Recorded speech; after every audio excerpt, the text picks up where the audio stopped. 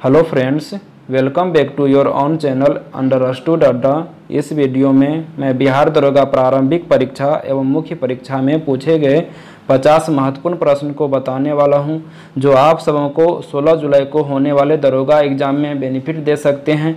यदि आप सब पिछले वीडियोज को नहीं देखे हैं तो डिस्क्रिप्शन बॉक्स में लिंक दिए हुए हैं, आप सब उस वीडियोज को वहां से देख सकते हैं।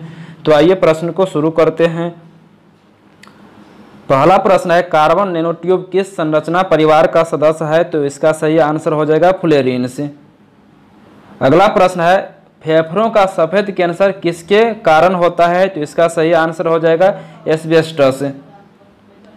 फेफड़ों के सफेद कैंसर को मेसोथेलियोमा कहा जाता है। फेफड़ों के सफेद कैंसर को क्या कहा जाता है? तो मेसोथेलियोमा कहा जाता है। अगला प्रश्न है, संसद की प्राक्कलन समिति है? तो संसद की प्राक्कलन समिति एक अस्थायी समिति है। अगला प्रश्न है, क्योटो प्रोटोकॉल का उद्देश्य किसकी मात्रा को कम करना है? तो इसका सही आंसर हो जाएगा ग्रीन हाउस की मात्रा को कम करना है। 11 दिसंबर 1997 ईस्वी को क्योटो प्रोटोकॉल हुआ था और क्योटो प्रोटोकॉल के नियम कब से प्रभावी हुए? तो 16 फरवरी 2005 ईस्वी से क्योटो प्रोटोकॉल का नियम प्रभावी हुए। अगला प्रश्न है, ऊर्जा का पिरामिड होता है? तो ऊर्जा का पिरामिड हमेशा सीधा होती है। अगला प्रश्न है, भारत का राष्ट्रीय पुष्प है?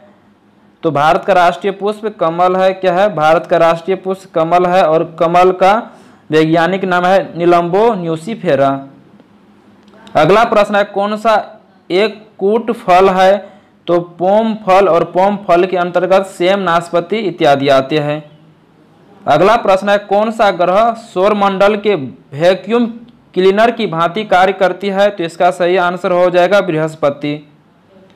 अगला प्रश्न है, यदि वायुमंडलीय दाब पारे के 76 सेंटीमीटर से कम हो तो पानी कितने तापमान पर उबलेगा? तो इसका सही आंसर हो जाएगा 100 डिग्री से। तो इसका सही आंसर हो जाएगा 100 डिग्री सेल्सियस से कम तापमान पर। अगला प्रश्न है, जल में किसकी अधिकता के कारण ब्लू बेबी सिंड्रोम होता है? तो इसका सही आंसर हो जाएगा नाइट्रेट की अधिकता के कारण। अगला प्रश्न है, ब्रांडलैंड रिपोर्ट जो सतत विकास के संदर्भ में है उसका शीर्षक है? तो इसका सही आंसर हो जाएगा आवर कॉमन फ्यूचर। अगला प्रश्न है, भारत में वन नीति 1952 ईस्वी का संशोधन कब हुआ था? तो इसका सही आंसर हो जाएगा 1988 ईस्वी में। रेड सिंधी नस्ल किससे संबंधित है? तो इसका सही आंसर हो जाएगा गाय से।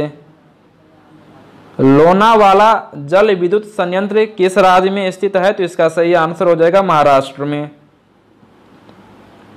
भारत में परमाणु ऊर्जा आयोग का गठन कब हुआ था? तो इसका सही आंसर हो जाएगा 1948 ईस्वी में। भारत का बुलबुल किसे कहा जाता है? तो इसका सही आंसर हो जाएगा सरोजनी नायडू को भारत का बुलबुल कहा जाता है। ग्रैंड ओल्ड लेडी के नाम से अरुणा आसफ अली जाने जाते हैं।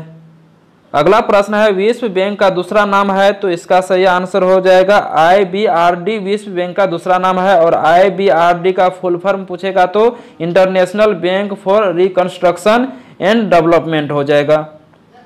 अगला प्रश्न है, वेल्डिंग के लिए किस मिश्रण का उपयोग किया जाता है? तो इसका सही आंसर हो जाएगा आयरन ऑक्साइड और एल्यूमिनियम का उपयोग किया जाता है। गैस वेल्डिंग में ऑक्सीजन और एसिटिलीन का उपयोग किया जाता है। अगला प्रश्न है, वर्णांधता का दूसरा नाम क्या है? तो इसका सही आंसर हो जाएगा डोल्टन प्रभाव वर्णांधता का दूसरा नाम है।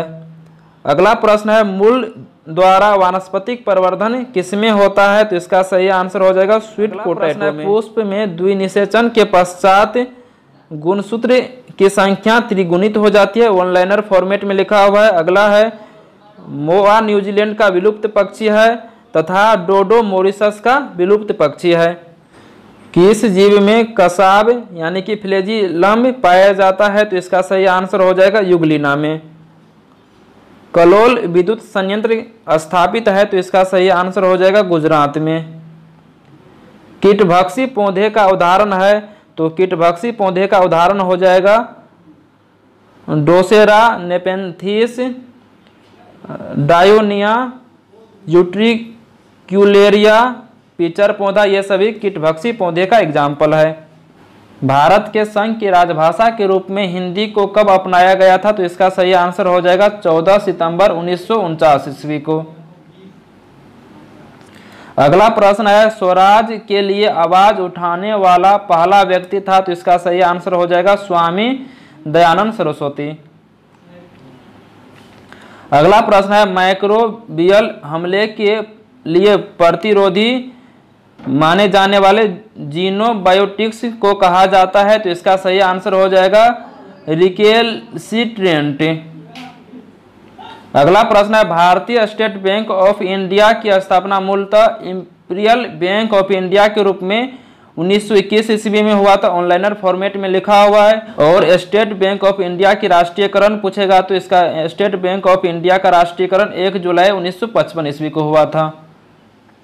अगला प्रश्न है, मूसी और भीम किस नदी का सहायक नदी है? तो इसका सही आंसर हो जाएगा कृष्णा नदी की सहायक नदी है। अगला प्रश्न है, ओडिशा की बादाम पहाड़ की खदानें किस खनन के लिए प्रसिद्ध है? तो इसका सही आंसर हो जाएगा हेमेटाइट के लिए। अगला प्रश्न है, ओरियन तारामंडल का दूसरा नाम क्या है? तो इसका सही आंसर हो जाएगा हंटर। अगला प्रश्न है, जब विकल्प उत्पादों की कीमत में वृद्धि होती है तो मांग वक्र बाहर शिफ्ट होता है।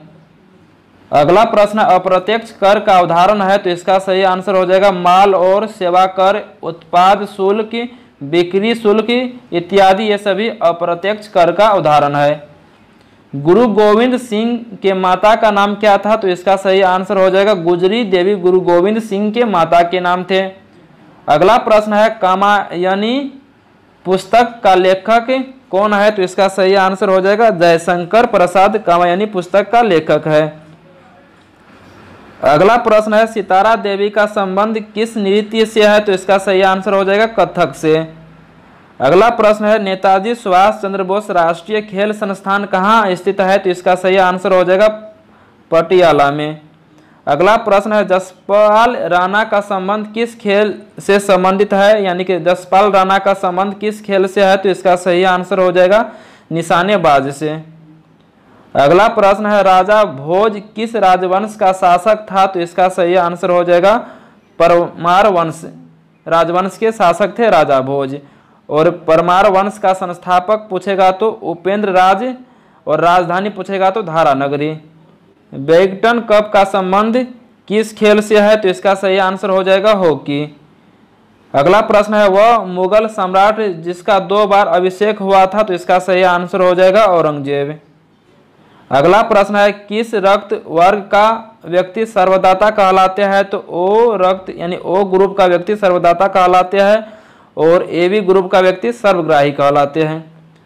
अगला प्रश्न है, दंत क्षय का कारण है? तो दंत क्षय का कारण है बैक्टीरिया जनित संक्रमण। अगला प्रश्न है, एंटीटॉक्सिन का इंजेक्शन किसकी रोकथाम के लिए दिया जाता है? तो इसका सही आंसर हो जाएगा टिटनेस के लिए। अगला प्रश्न है, कांग्रेस केवल सूक्ष्म अल्पसंख्यकों का प्रतिनिधित्व करती है, यह कथन वाले प्रश्न है। तो इसका सही आंसर हो जाएगा लॉर्ड डफरिन ने कहा था कांग्रेस केवल सूक्ष्म अल्पसंख्यकों का प्रतिनिधित्व करती है। INC यानी कि इंडियन नेशनल कांग्रेस एक भीख मांगने वाला संस्थान है, तो यह किसने कहा था? अरविंद घोष ने। अगला है, कांग्रेस बुलबुलों से खेल रही है? तो इसका सही आंसर हो जाएगा बिपिन चंद्र पाल, यानी कि कांग्रेस बुलबुलों से खेल रही है। किसने कहा था? बिपिन चंद्र पाल ने।